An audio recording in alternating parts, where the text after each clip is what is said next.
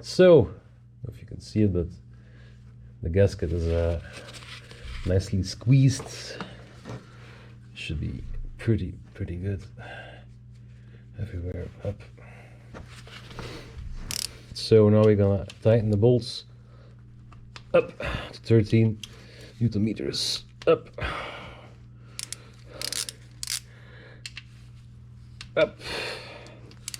Always go in a star pattern.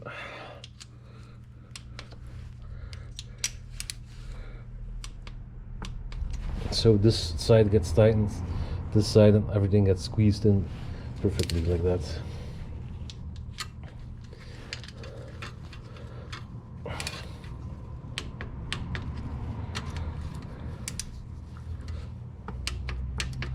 That's 13, and now we're gonna do 2 more to 15.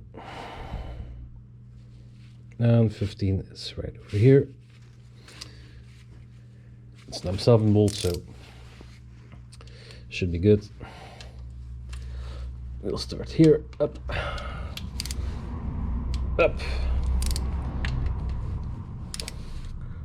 up, up.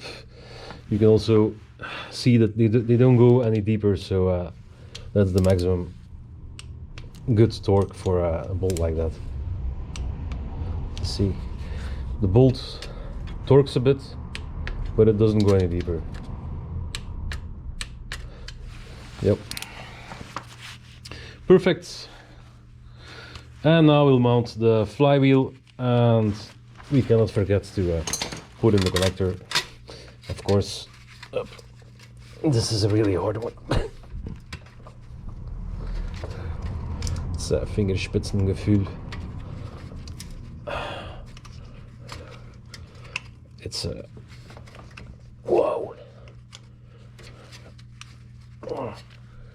They said you could change your crankshaft sensor without taking off the flywheel and stuff, but in that hole it will be a pain in the ass to loosen this tiny bolt.